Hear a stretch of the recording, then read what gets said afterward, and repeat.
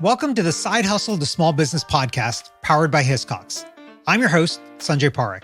Throughout my career, I've had side hustles, some of which have turned into real businesses. But first and foremost, I'm a serial technology entrepreneur. In the creator space, we hear plenty of advice on how to hustle harder and why you can sleep when you're dead. On this show, we ask new questions in hopes of getting new answers. Questions like, how can small businesses work smarter? How do you achieve balance between work and family? How can we redefine success in our businesses so that we don't burn out after year 3?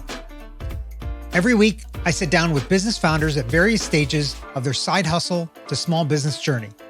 These entrepreneurs are pushing the envelope while keeping their values. Keep listening for conversation, context, and camaraderie.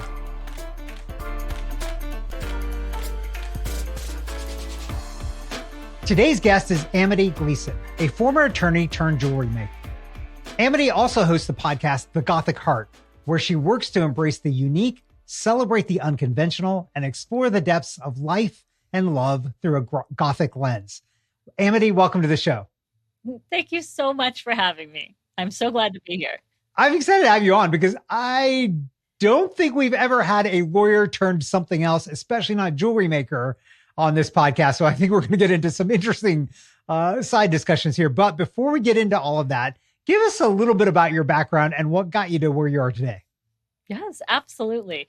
Growing up, really my whole life, I've been into the alternative, the unconventional, the spooky, the macabre, but in a nice sense. And I was never able, and I had a fun sense of style. And I grew up, went to school, did a lot of careers, was in cosmetics, was a criminal defense attorney for many years, had some children, ended up going into operations.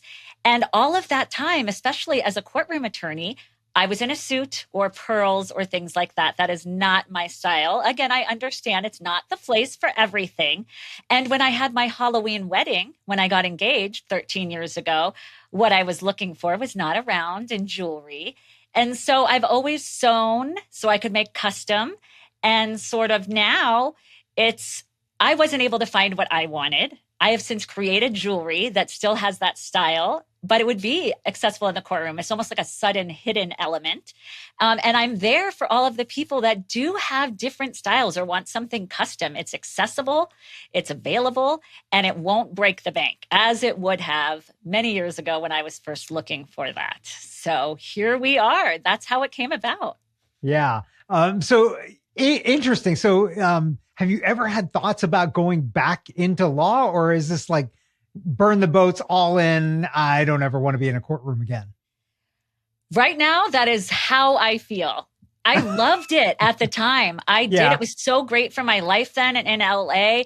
But now I've got 3 children, and this gives me a lot more flexibility. I also have parents that I'm now had to move out here and taken care of. So the flexibility with this, plus the creativity that comes with it. It's such a fun, creative thing when you're finding that really unique design that no one's ever going to have, that you don't quite feel, at least in criminal defense. Maybe you come up with a really unique argument, but it's not the same feeling. So right, yeah. Hey, do you feel like having a legal background like you have has helped you at all in building this business? Like, you don't need to send contracts out to anybody to review because you can review them. I could do them.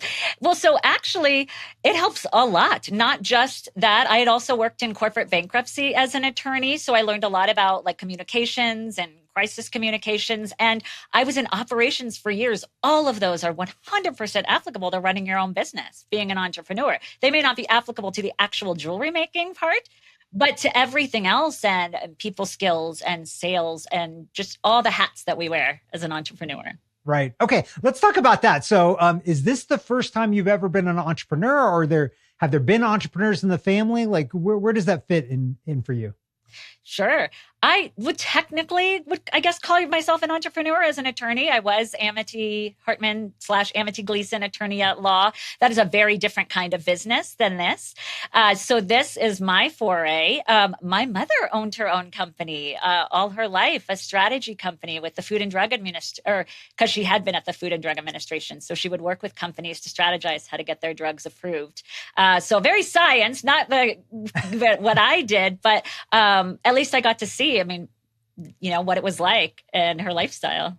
Yeah, that's awesome. Did you ever work in your mom's business at all? Like growing up, did you ever have the opportunity to see that? I mean, yes, I did filing, lots of filing, those kinds of things, or helping, and stuff envelopes, because that's what we did back then. There was no email, things like that, but never in the true sense of, learning the science or any of that stuff behind it. Right. Yeah. I heard just a little bit of like, kids these days have never learned how to stuff envelopes. Yeah. Definitely going to be a thing at some point. Okay. So you decided, you're having your wedding or your engagement, and you're like, okay, I can't get jewelry the way I want it. How long after that is it that you decide like, okay, I'm going to go in and start a jewelry business?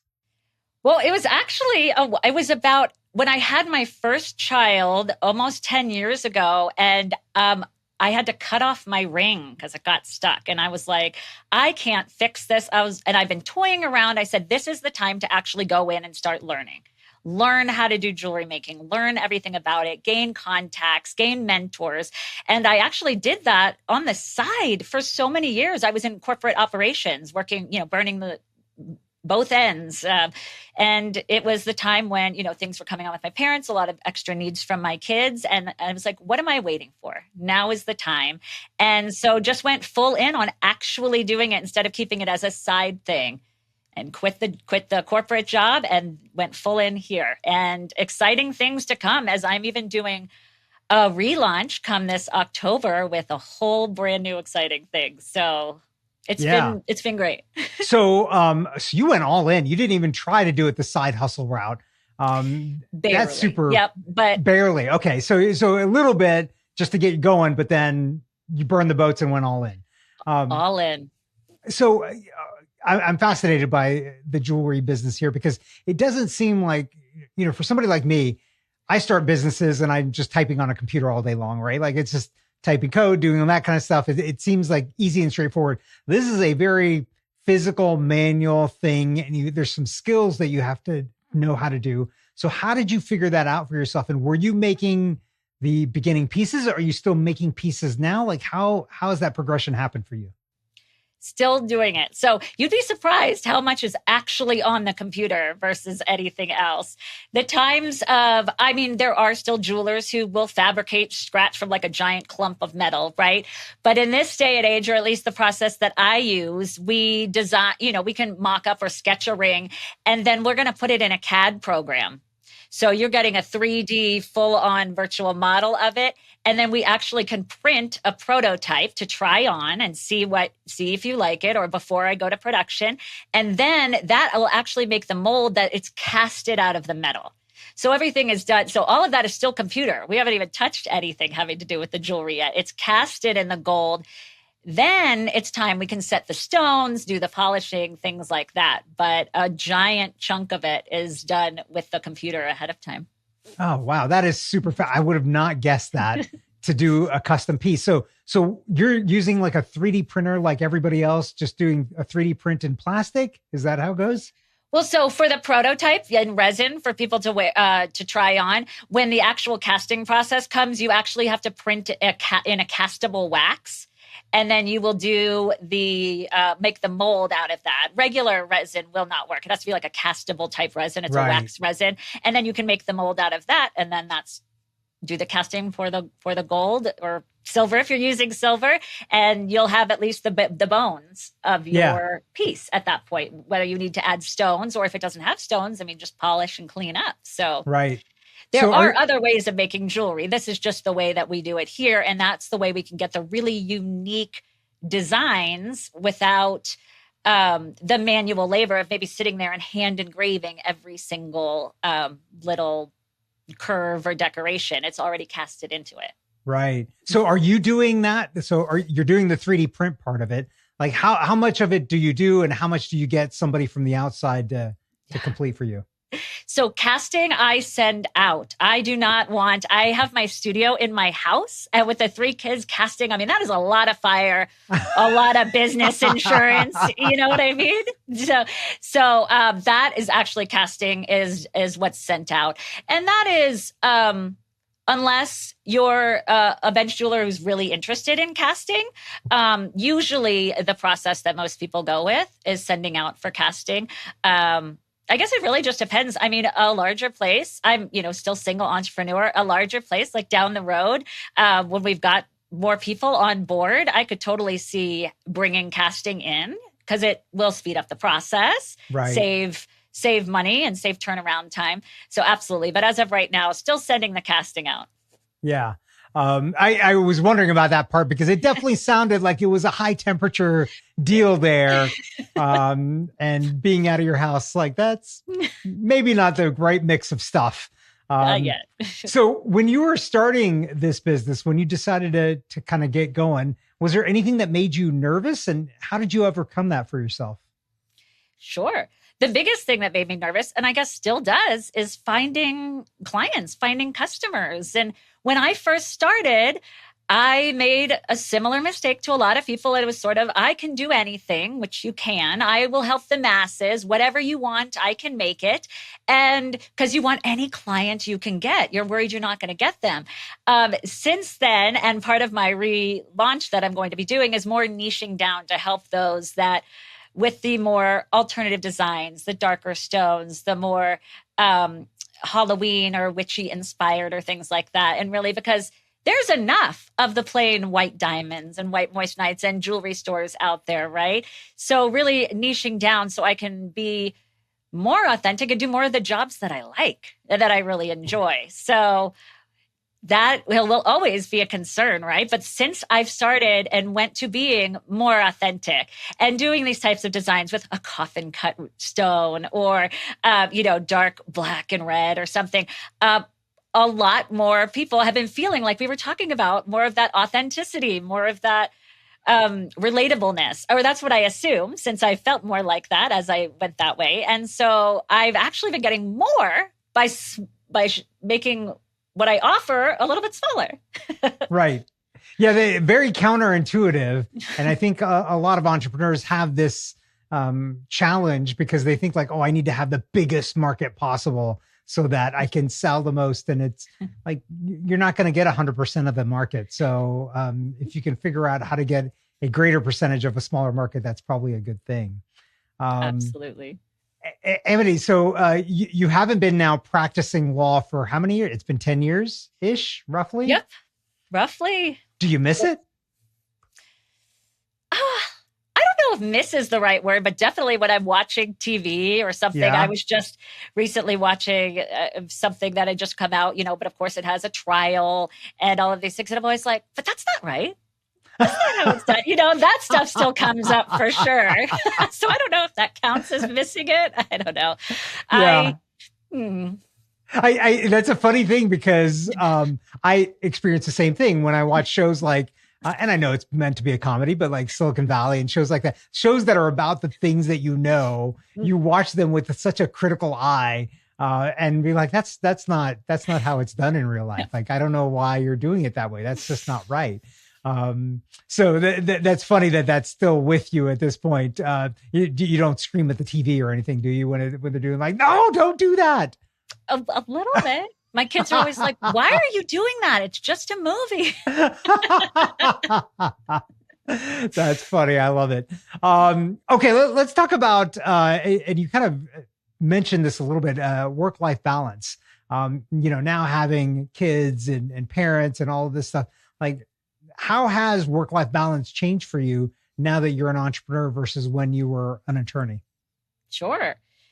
I was thinking originally it would get much better when it was, of course, the opposite when you're trying to start up because you're doing all of the things. But what I really did was first accept work-life harmony because it doesn't necessarily always a balance. So sometimes I have more time on one and then the other. And while that's not necessarily balanced, it means that, the next week, maybe I have more on the other or whatever is workable then. So I've definitely made peace with that. And secondly, when I went and launched this, I sort of made a list of what I wanted to optimize for. Like, I am doing this so I have more free time for my family. I can, there's 4 or 5 things on the list of what I was really aiming for.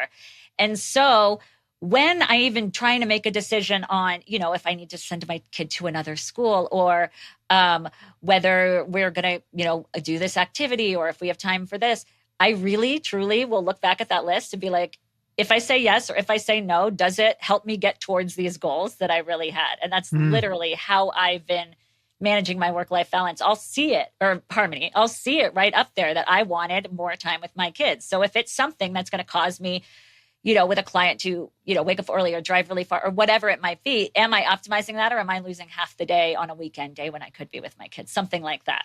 Right. So if I just use that list and what I'm optimizing for or what my goals are in order to make those kinds of decisions, it's been a lot easier than me trying to make them on my own. Yeah, that's a great point. That's a great idea. Let's talk about, you've touched upon this too, like the reason why you started this was you didn't see yourself reflected in the jewelry choices that you had there. So how important is it to you to reflect your kind of personal identity and kind of not wishes, but like likes in the brand that you've built? Yes, it is incredibly important. And it can't all be about my likes, right? Because it's going to be a brand. I mean, it's all going to have something I like, but it can't just be like, oh, I like this, and that's my new collection, right? So it does sort of need to have a flow and everything. And it's definitely there. But my hugest thing, and I have it all over everything, is that my mission is so that nobody has to compromise their personal style like I had to do in the past. There are ways we can get around it, no matter what the limitations are. I don't want anyone having to compromise their personal style.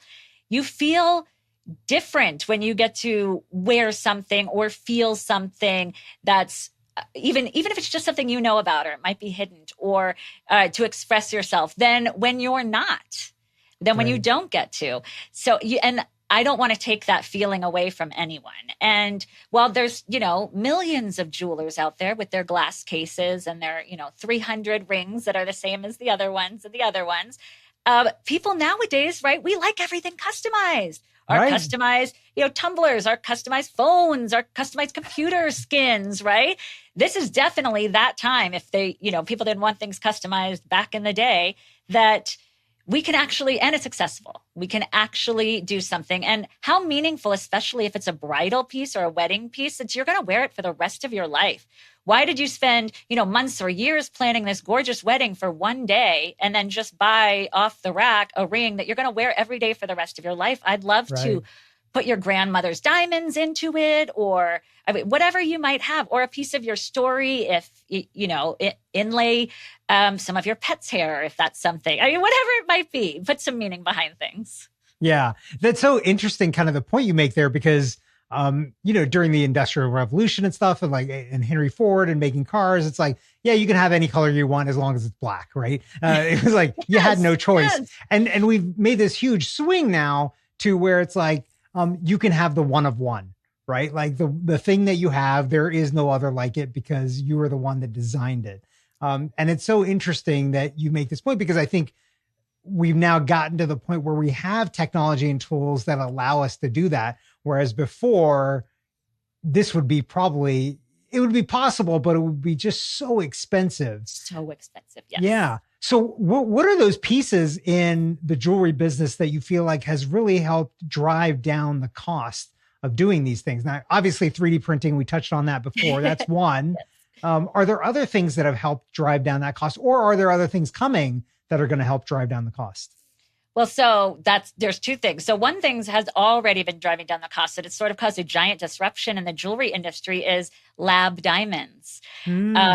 Yes. So lab diamonds have been around for a while, but really rising in popularity in the last, 5 years or so. And natural diamond market is just going down in the tubes, right? So all those jewelers that have been relying on natural diamonds as the source of their sales, a diamond is forever, can't rely on that anymore. A diamond's not forever. We got lab diamonds now that are the exact same thing. And more, you can make more of them, right? So it's sort of what happened when pearls back before the 1920s were ridiculously expensive. Then we cultured pearls, and then they were available to everyone. So that's what's happening with lab diamonds right now.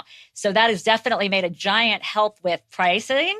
And you can still have, the big stone if you want. So that's always been really nice. So the lab diamonds, not everybody would agree. Not everybody would agree. And secondly, weirdly enough, AI is making a huge change for the jewelry industry too, because there is a lot more information available at the fingertips for solo people versus the large brands that have, maybe a 50-person department or 50-person company because they need to specialize in a marketing department, a videography, a design, a this.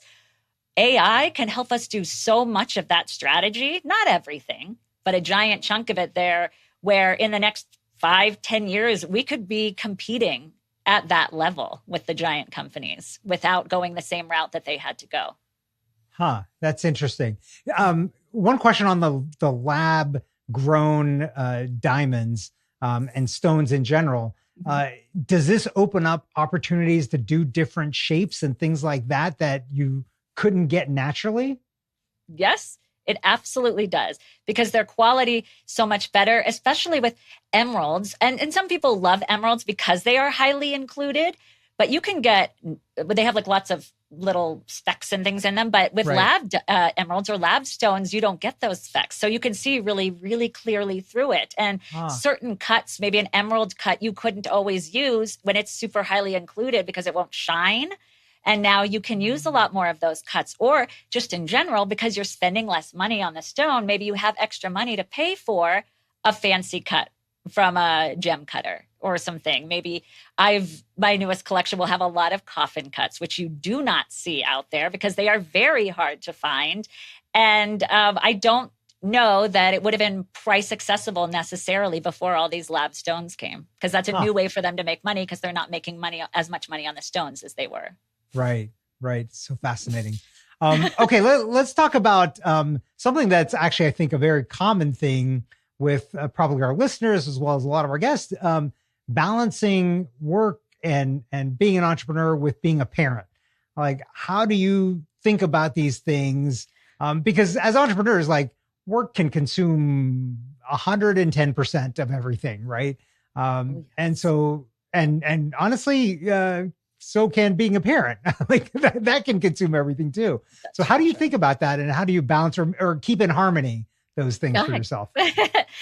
Yes, it is very hard. I agree with everything you just said there. I absolutely try to always think about optimizing, right, with the list that I talked about, but also in general, I used to always think, well, at least when I was in operations or in my corporate jobs, what would my kids say? And they'd be like, oh, well, mommy's never home at bedtime, right? And so that really hit me, right? I don't want my kids growing up to say mommy's never home around bedtime, right? I don't want to always be coming home at sleep. So thinking about things like that really helped like switch my mindset because I am a 24/7 type worker, an all in type thing. So what I do now, actually, luckily my kids are all grade school age now. So there is school. Don't get me started about summer. Okay. But school started. Okay. So during the day, I absolutely can have a regular work day. And then if there are activities or things, this won't necessarily help everyone, but I happen to be a night person. I'm very much a night person. So after they go to bed, I actually can get a lot of things done too without compromising any time with them. Versus, okay, if you're a morning person, maybe you do it before they get up. I don't know. But definitely having them be school age has helped. The one thing is, though, if we're having like an electronics cleanse or they're not, playing on computers or things for the day or whatever, well, how come you're on the computer, mommy? Well, I'm doing work. That's a hard one to explain. So they really keep me in check. Yeah. It doesn't seem like it goes far of being like, the thing that I'm doing is making sure you have a roof over your head. Like, I don't know. It just doesn't seem to land when you do that. So I've got to ask you, you worked in your mom's business filing and stuffing envelopes. Have you had the kids work in your business at all? Oh, I wish, man. I wish. My oldest is 9. She does want to help all the time, but she just wants to like edit videos and do like YouTube stuff, which she does. My oldest does help. My twins are 7. They have not expressed an interest, although they do love to see the finished pieces. Ooh, those are so pretty. Right. Yeah. But yes. When they are ready or when the time comes, yes. I can't wait to show them that. I think it went a huge way for me. learning responsibility or what's involved or how that even becomes a part. Like I had some background knowledge as an attorney or as seeing that, or my grandmother was a CPA, her own, and I would help her do the tax filings each year, like on the typewriter, putting the X's in the right boxes because she didn't use the typewriter, things like that. Like, so I learned that sort of behavior expectation to have of myself. So definitely want to make sure my kids get that too. Yeah. Interesting. And good that you have a plan. I don't know if they know about the plan yet, but they're going to be helping one day too. What about boundaries? Let's talk about boundaries and how you set them between all of these things. And like, is there, like you said, kids are in school now, so now you've got the day to work, but is there like a hard boundary of like, look, when the kids come home, there's no more work after that? And how do you think about that stuff for yourself to keep you kind of sane and happy and good with everything? Boundaries are tough for me. I'm going to admit it. I figured that after you said the 24/7 thing, and I was like, oh wait, I'm the same way. And there you go. It's hard for me not to say yes to something. And then I, can overcommit myself, or I'm trying to do, 5 different things with my kids at once. One wants me to get this, so boundaries are definitely hard for me. And especially with having my parents move out here, I've had to get boundaries. So I don't have a hard and fast rule that I stop when they get home, but my hard and fast, I don't know if it's a hard and fast, like, cause there are, emergencies or something that might happen, but it tries to be that if my kids are open to playing or they want to play with me, I will, because that's not going to be happening forever. So if they want to play a game or they're bored, like if they're not doing homework or not, playing their Nintendo or something, whatever it is, and they're open to play, yes, I want to be available to that. I want to do that. I want to be available. And I 100% try to keep the weekends available because then my husband and I are available with the kids too. Right. So that's what I try to do.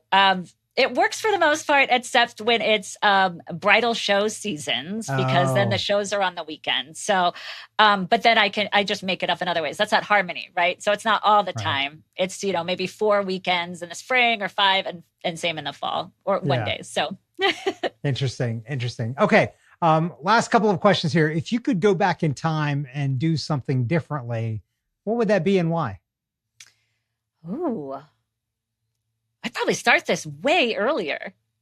The amount of enjoyment and just being able to inflect my personality or my style into things that I know other people have, and being able to give people things that they weren't otherwise able to get is incredible. And I was not being 100% authentic to myself in my previous careers all the way up until this point. And just, I think there was room for it earlier. And I just wish I was already 10 years in. I could do that. That's a great answer. I think, most of us that start at some point are like, oh, I should have done this a lot sooner.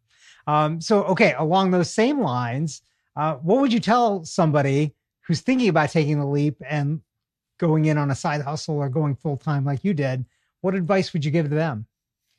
I'd say go. My advice will always be go 100% if you can. And if you cannot, you've got to get that entrepreneur mindset. If you're only sticking half of a toe in or half of a foot or whatever, it's not gonna be successful. That's not the mindset. That's not a when I can, right? It's not gonna grow to what you want. If you're trying to grow something and do something epic, 100% in. Find those mentors in the industry, find a business mentor, find those people that do it better than you already and learn.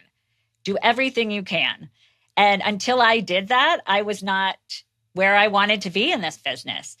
You go to the people that do it better than you, especially in business. I kept sticking with jewelry and jewelry and jewelry. And, as we sort of alluded to, the jewelry world is changing. And I wasn't getting answers for ways that I wanted to drive things. So to business mentors, right? And I can apply the jewelry part to it, has been very business changing for me. So 100% agree, find those people and change your mindset to it has to succeed. There is no other choice. I will succeed and I'm going to do what it takes. Not do my best.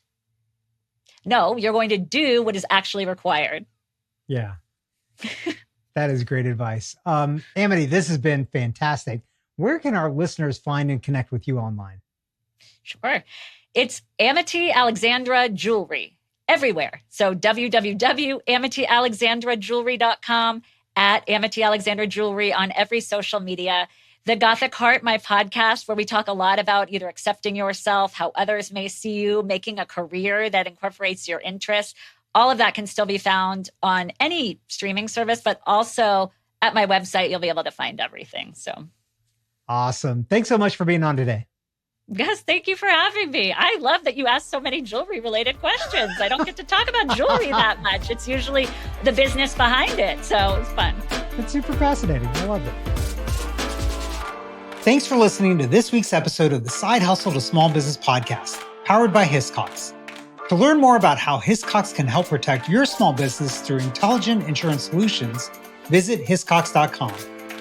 And to hear more Side Hustle to Small Business stories or share your own story, visit hiscox.com/side hustle to small business.